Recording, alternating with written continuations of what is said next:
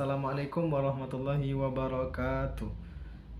Perkenalkan, nama saya Ihsanul Akmal, NIM 2522277.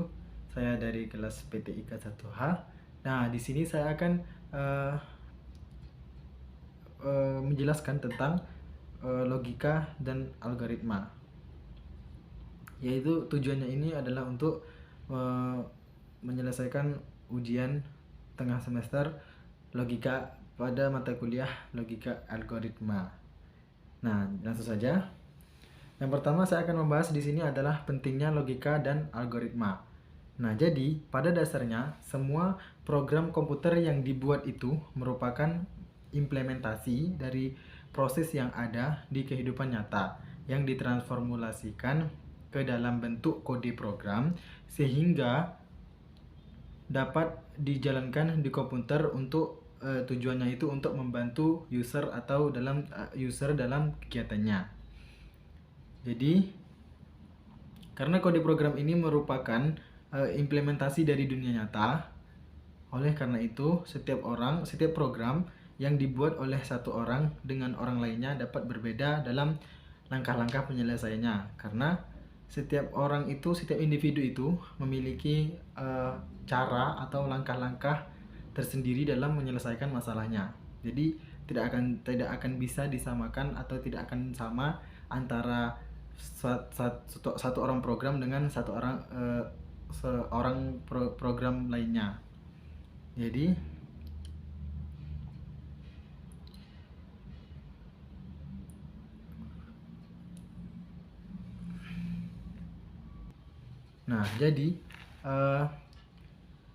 kemampuan seseorang dalam melogika dan membuat urutan langkah-langkah itu bagus, atau dengan dia mempunyai cara atau langkah-langkah yang efektif dan efisien, itu akan sangat mempengaruhi kualitas program yang dibuatnya. Jadi jika dia pintar atau bagus dalam menyusun langkah-langkah untuk menyelesaikan suatu masalah itu, maka akan sangat berpengaruh dengan kualitas program yang dibuatnya. Nah, jadi yang kedua yaitu saya akan membahas tentang definisi logika. Jadi di sini logika ini adalah logika atau logis itu merujuk kepada seseorang dalam berpikir dengan cara yang wajar serta memiliki alasan dan memiliki hubungan yang rasional serta dapat dimengerti walaupun belum tentu apa yang dilakukannya disetujui sebagai suatu yang benar atau salah. Jadi definisi logika ini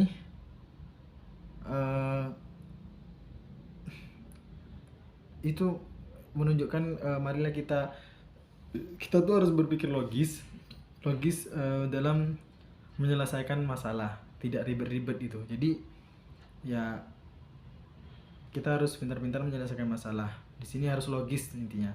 Nah, kemudian selanjutnya yaitu definisi algoritma. Algoritma ini diperkenalkan oleh seorang ahli matematika, yaitu yang bernama Abu Abdullah Muhammad Ibnu Musa Al-Khawarizmi. Dia ini berasal dari Persia, yang berasal dari kata Al-Khawarizmi, dan saat ini dikenal dengan sebutan algoritma sebagai nama atas temuannya tersebut.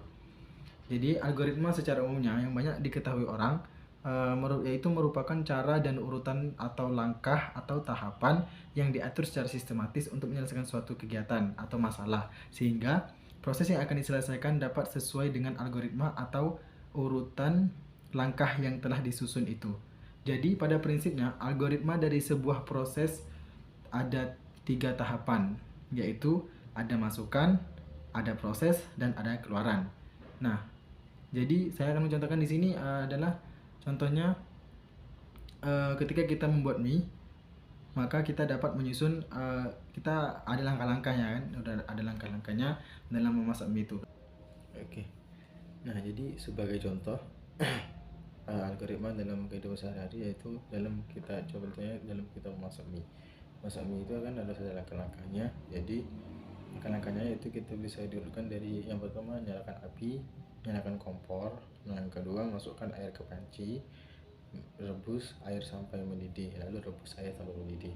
Nah, kemudian masukkan mie instan ke dalam kompor tadi. Nah, tunggu hingga matang.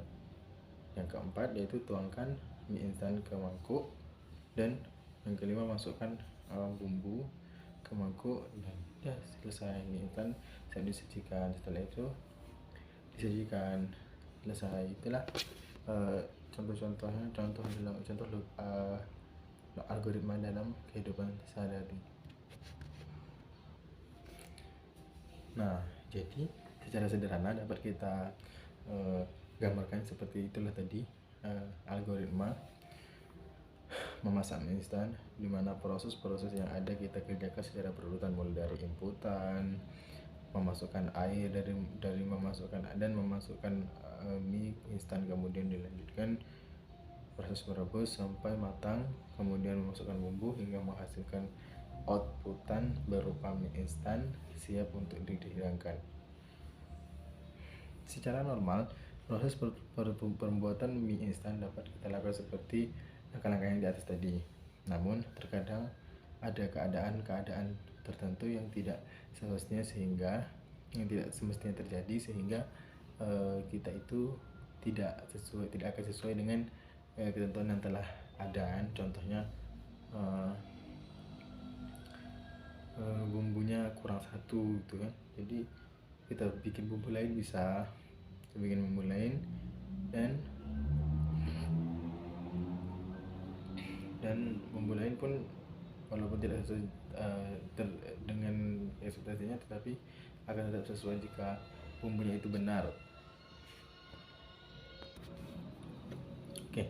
Nah, materi yang berikutnya yaitu tentang kriteria algoritma. Di sini ada 5 kriteria algoritma, yaitu yang pertama ada output, ada input, ada output, ada definiteness, dan yang kelima yaitu effectiveness. Nah, yang dimaksud dengan input adalah suatu algoritma ini harus memiliki inputan oleh baik 0 inputan atau lebih. Jadi suatu algoritma ini dapat memiliki lebih dari satu inputan atau bahkan tidak memiliki inputan sama sekali dari usernya, dan data inputan dia dapatkan dari dalam algoritma itu sendiri. Nah, yang ke output itu harus dihasilkan oleh sebuah algoritma, karena akan menjadi sia-sia apabila sebuah algoritma itu tidak menghasilkan keluaran sama sekali, karena algoritma disusun dengan tujuan untuk menghasilkan suatu hasil atau keluaran. Nah, yang ketiga yaitu finiteness. Finiteness ini adalah suatu proses itu akan pasti berhenti ketika hasil yang diharapkan sudah tercapai. Jadi kalau kita sudah memasukkan langkah-langkah tadi kan, langkah-langkah yang memasak mie, jika sudah selesai maka tercapai, maka dia akan berhenti. Dia harus berhenti. Demikian pula dengan algoritma yang dibuat harus memiliki titik akhir ketika proses yang diharapkan itu telah selesai dikerjakan. Nah, yang keempat yaitu definiteness. Definiteness ini algoritma yang dibuat tidak menimbulkan makna ganda, sehingga setiap proses yang dijalankan tidak menimbulkan multi tafsir kepada pelakunya agar hasil yang dicapai sesuai yang diharapkannya. Nah, yang kelima yaitu effectiveness. Effectiveness ini setiap proses dan algoritma itu harus dibuat seefektif mungkin, karena setiap proses dalam algoritma memerlukan waktu untuk dieksekusi sehingga kita harus lebih memastikan lagi tidak ada proses yang sia-sia dalam algoritma yang kita lakukan itu. Contohnya yaitu ketika seperti kita tidak perlu menambahkan garam ke dalam air laut untuk mendapatkan rasa asin dari air laut. Jadi kita lihat tadi kan, ada yang namanya sia-sia itu kita tidak perlu lagi memberikan garam kepada di air laut untuk merasakan asinnya air laut, karena dia sudah asin.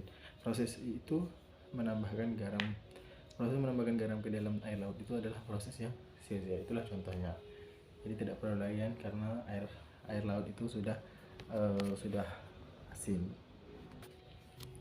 Nah, jadi materi selanjutnya itu saya akan membahas tentang struktur algoritma. Ini di sini ada 3 struktur algoritma, yaitu secara umum memiliki 3 struktur. Ada 3 perulangan atau percabangan dan urutan atau sekuensial. Jadi itu yang pertama adalah perulangan. Perulangan atau biasa dikenal dengan looping. Pada kehidupan sehari-hari ini banyak pekerjaan yang kita lakukan secara berulang-ulang seperti makan, minum, sholat, kemudian mencuci dan lain sebagainya. Dimana pekerjaan ini akan kita lakukan sampai pada batas tertentu sehingga proses tersebut dihentikan. Misalnya mencuci semua baju kotor sampai semuanya bersih. Nah, ini berarti proses mencuci akan dilakukan sampai semua baju kotor itu menjadi bersih. Perulangan ini kan akan diulang-ulang kan, terus besok nyuci kan, bisa gitu. Nah, kemudian yang kedua yaitu ada percabangan. Percabangan ini merupakan yaitu proses pemilihan proses selanjutnya pada keadaan tertentu. Jadi hal ini terjadi karena pada suatu algoritma dan bisa terjadi keadaan yang tidak pada semestinya sehingga kita diminta untuk menentukan proses apa yang akan dilakukan selanjutnya. Nah, jadi jika kayak misalnya seperti masak mie tadi,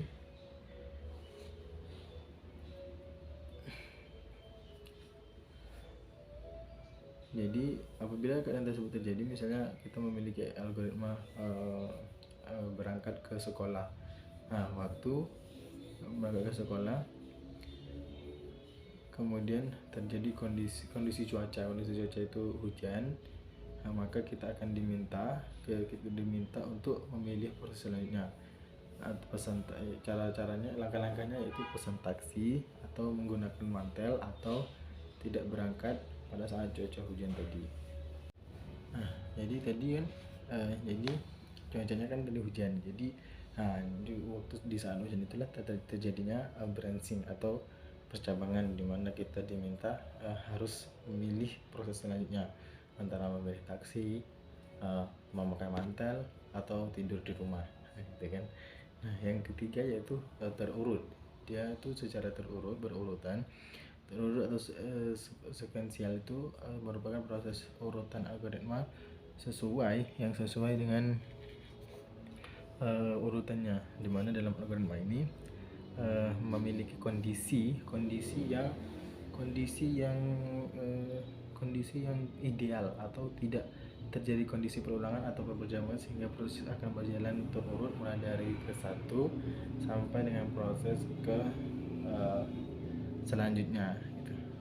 Jadi itulah tadi penjelasan singkat saya tentang definisi logika algoritma.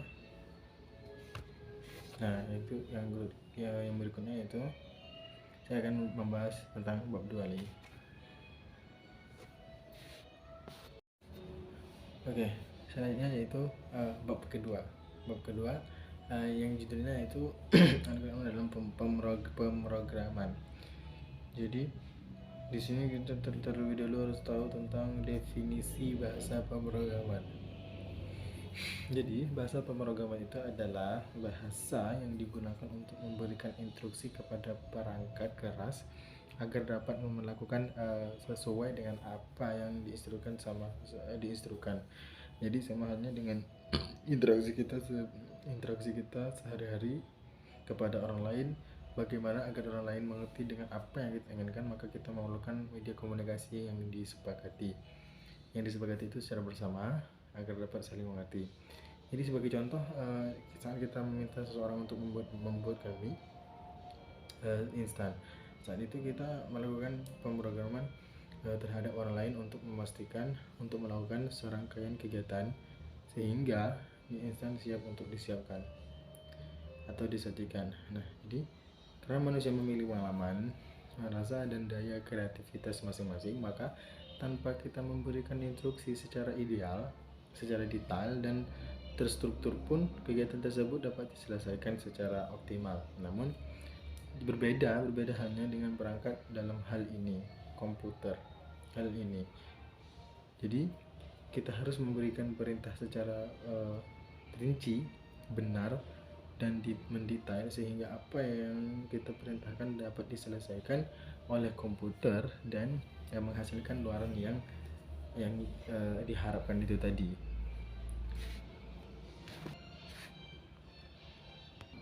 Nah, jadi yang berikutnya yaitu jenis-jenis bahasa pemrograman. Jenis-jenis bahasa pemrograman ini ada dua macam, yaitu yang pertama ada bahasa pemrograman tingkat rendah dan ada bahasa pemrograman tingkat tinggi. Nah, jadi bahasa pemrograman tingkat rendah ini, bahasa ini yaitu bahasa yang dirancang untuk langsung dapat dimengerti oleh mesin yang menganut kode biner kan 0 dan 1 tanpa harus melalui bahasa penerjemahan. Namun bahasa ini cenderung tidak harus melalui bahasa penerjemah. Namun bahasa ini cenderung tidak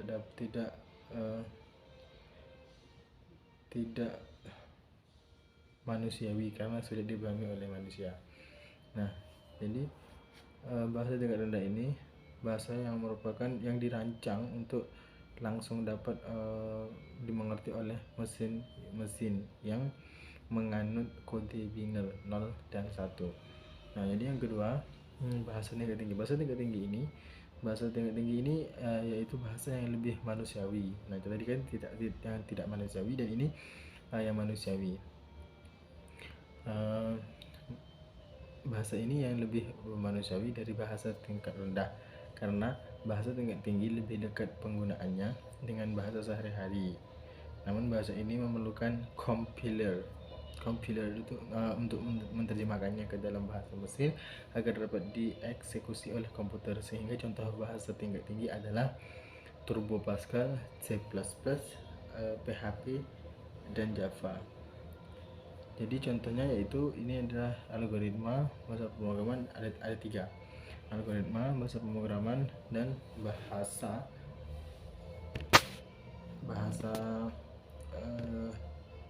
mesin. Nah, bahasa berikutnya yaitu adalah PHP. Jadi PHP ini adalah salah satu bahasa tingkat tinggi yang saat ini lagi populer digunakan untuk mendevelop website. PHP, C++ memiliki kesamaan karena merupakan bahasa yang serumpun atau sejenis, yaitu bahasa C. Bahasa PHP pertama kali diperkenalkan pada tahun 1994.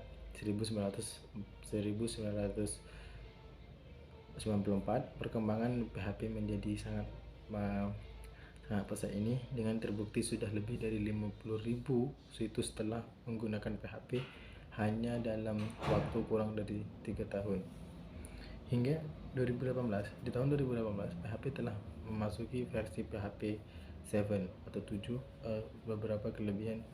Jadi beberapa kelebihan di PHP ini adalah ada 4 kelebihannya, yaitu yang pertama tidak berbayar, PHP mudah dipelajari, dan yang ketiga support terhadap hampir semua basis data, dan yang berikutnya PHP dapat dijalankan di semua platform seperti Linux, Windows, Mac OS, dan PHP ini sangat memudahkan developer dalam mengembangkan aplikasinya. Nah, yang berikutnya yaitu ini penulisan algoritma dalam pemrograman.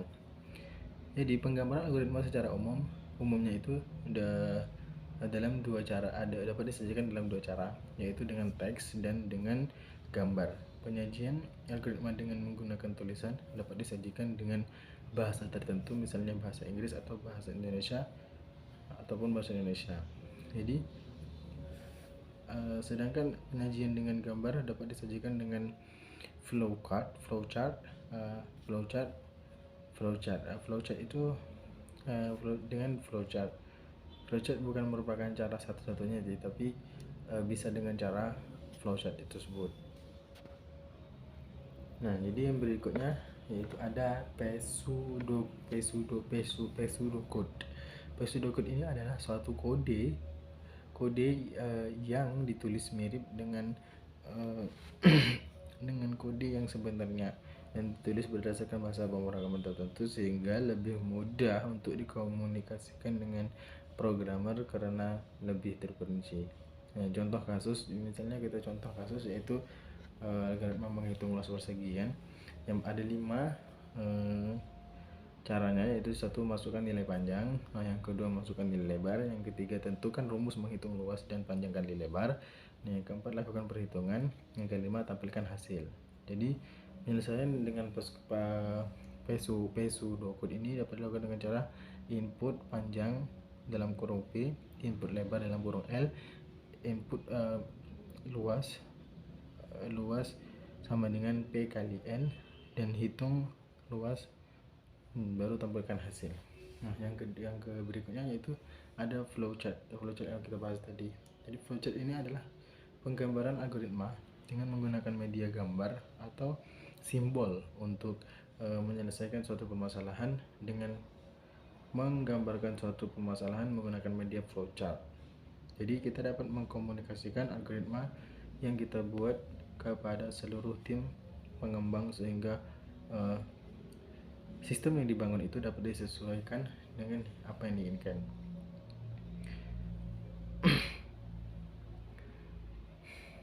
Nah, jadi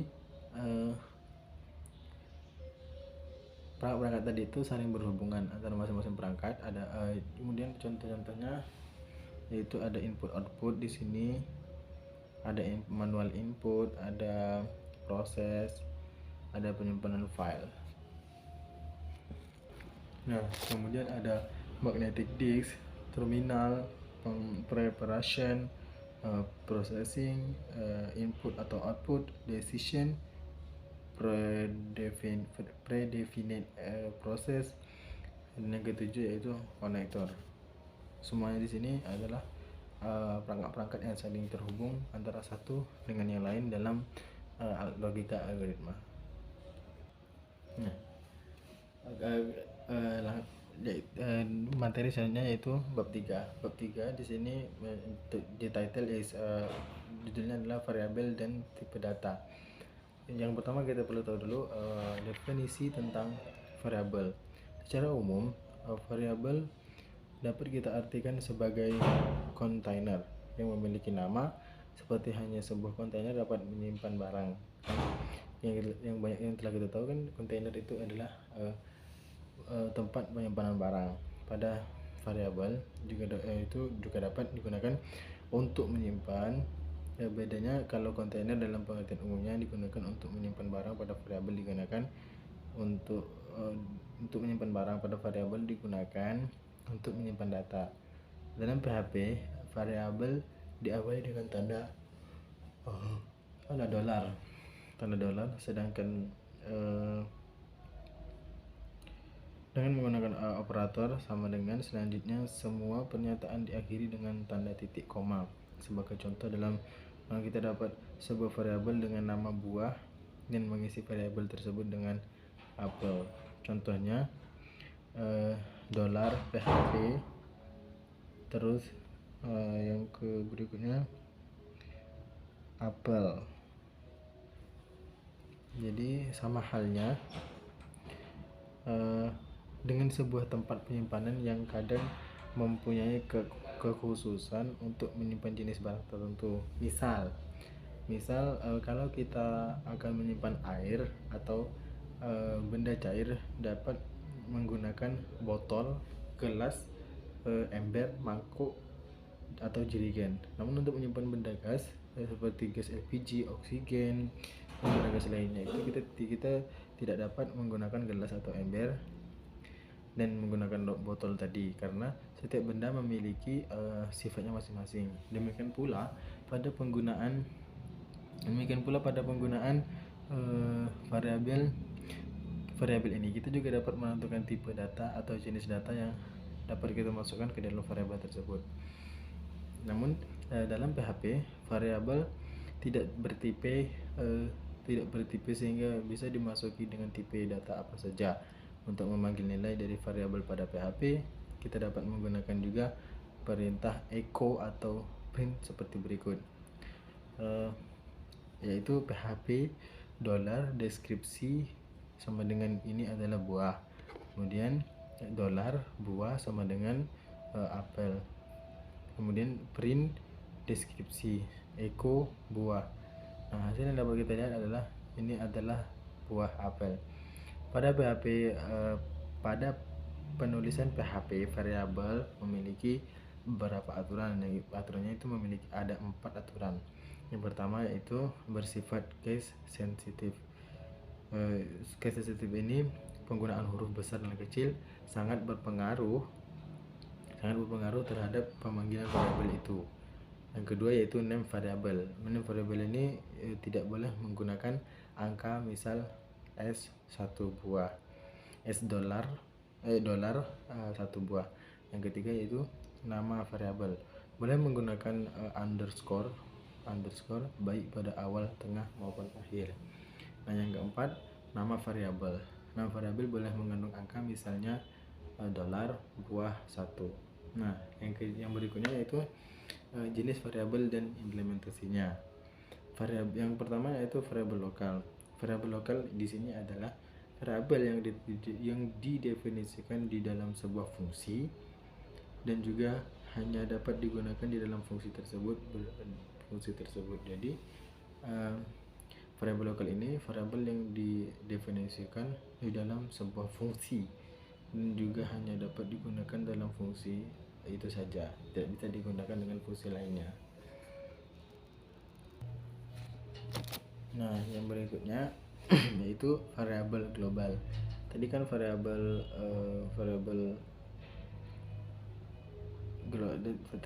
global adalah variabel yang dideklarasikan di luar sebuah fungsi, dan ketika kita ingin menggunakan di dalam fungsi, kita tinggal itu mendeklarasikan di dalam fungsi yang kita buat. Dan jangan lupa juga tambahkan kata global di depan variabel saat dideklarasikan. Contohnya yaitu PHP, kemudian dolar nama sama dengan Ihsan, kemudian function print nama, global dolar nama, dan echo nama. Nah, jadi yang berikutnya itu variabel statik. Variabel statik ini adalah variabel yang akan menyimpan nilai akhirnya. Nilai akhirnya akan disimpan oleh variabel ini.